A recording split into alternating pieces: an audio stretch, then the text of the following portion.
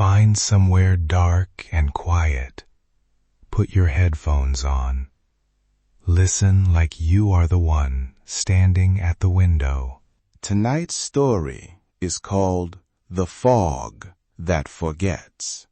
But first, imagine salt in the air, a quiet town that counts its days by the tide, and a fog that arrives like a lie told softly and over and over.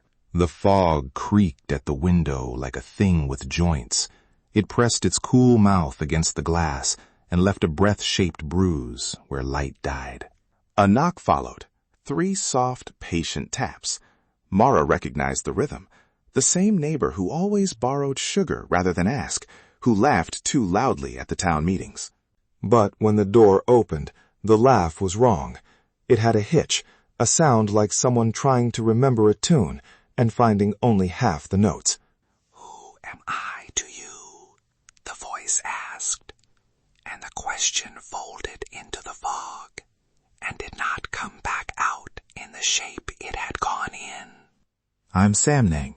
This is Nature's Dread, where beauty meets terror.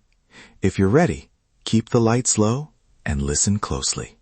Greyhaven is the kind of town that keeps its history in small things, a ledger of births tacked to the town hall wall, a battered lighthouse log locked in the keeper's drawer, and a ritual of names, the way people call each other across the harbor, the way faces answer and are answered back. Mara returned to Greyhaven after 10 years away. She was a schoolteacher once, the sort who could recite birthdays of half the town before coffee. She came back for her sister, Elise, for the house with the crooked chimney, for the sound of gulls at dawn. The town smelled of kelp and wet rope. There were habits that stitched people together. The fishmonger's whistle at 6, the bell of the chapel at noon, the way children left pebbles on a particular roadside cairn for luck. Names were the thread everyone pulled to find one another. The first morning after the fog rolled in, the dissonance was small and polite. A woman at the bakery called out a greeting to Tom, who had been her husband for 30 years, and Tom smiled like he knew her, then asked her if they'd met before. A baby in the square was picked up and called by a name that wasn't the one on her tiny bracelet. A ledger at the town hall had a blank where one name should have been, as if ink itself had been cooled and refused to stick. People laughed it off. Fog plays tricks, they said. Sea air makes you forget. But Mara noticed how eyes met and then drifted away, the shame of recognition like a dull stone in the mouth. The pattern grew. Faces began to walk mismatched with voices. A father called his own daughter by a name from a story he hadn't told in decades. Graves turned greener, moss like a new memory laid on old stone. On some mornings, entire stretches of street replied to greetings with questions. Mara kept a notebook. She traced coincidences. Fog thicker on certain tides. Names gone after nights when the light was a particular gray. There were dates that hemmed in the holes. A cluster of them led her to the lighthouse records, a heavy book with a margin note scrawled in ink that had bled like an apology. The lighthouse log had an entry from 50 years earlier. Fog took the smith's wife, or we took her. Memory switched. Sea kept ledger. Keep the door. The handwriting trembled, as if the keeper had written with one hand and erased with the other. Mara pressed that page to her face. The salt in the air felt like a promise and a curse.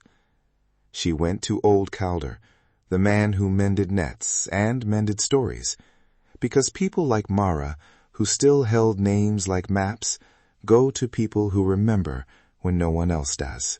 "He said the sea remembers everything it is given," Mara told Calder later, voice low. "Does the sea keep names?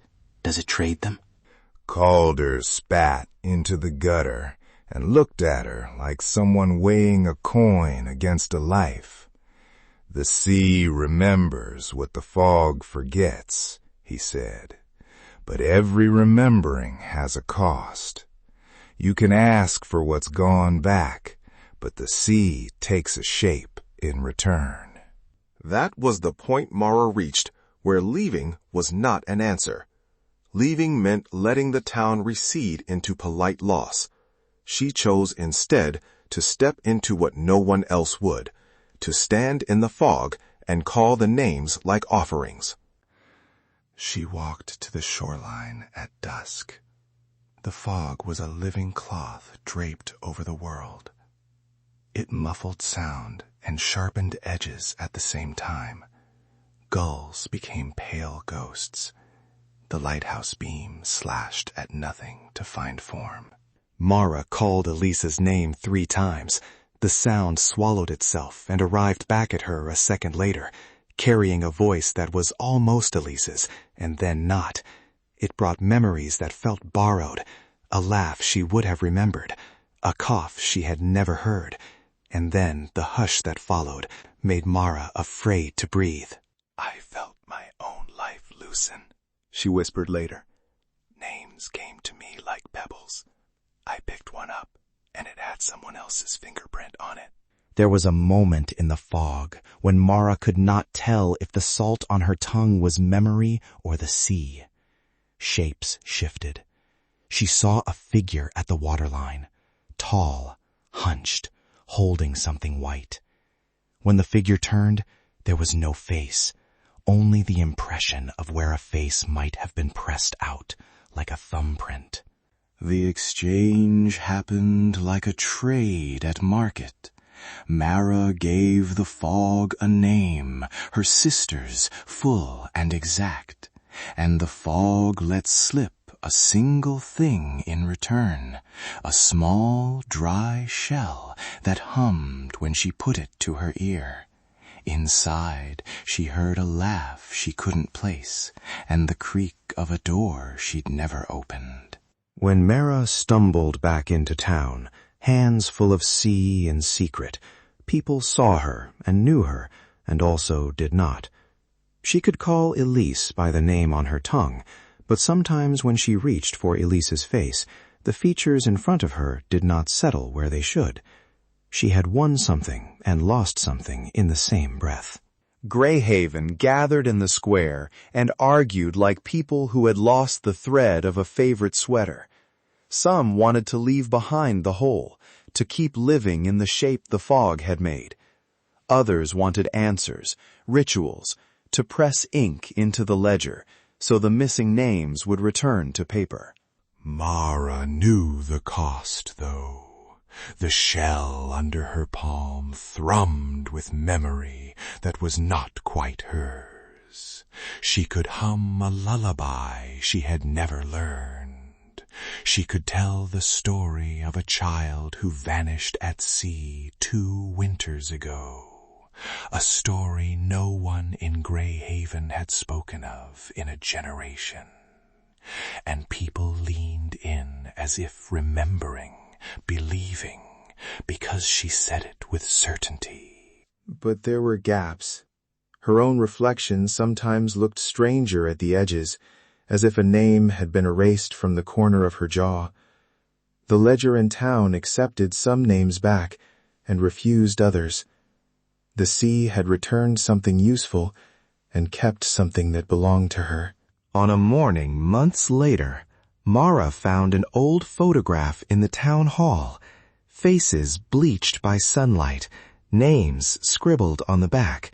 Where Elise's name should have been, there was a blank circle of faded paper. That night, fog scrawled a single name on her window in cold script. It wasn't hers. If you ever walk where sea fog meets street, notice who calls your name and who answers. Remember that sometimes what returns to us is a piece that fits but is not ours. The sea keeps its ledgers. The fog forgets on purpose. If this story stayed with you, share it with someone who listens in the dark. Subscribe to Nature's Dread so you never miss an episode that makes the outdoors feel a little less safe and a little more necessary. If you're still here, It means the story followed you all the way to the end. Take a breath.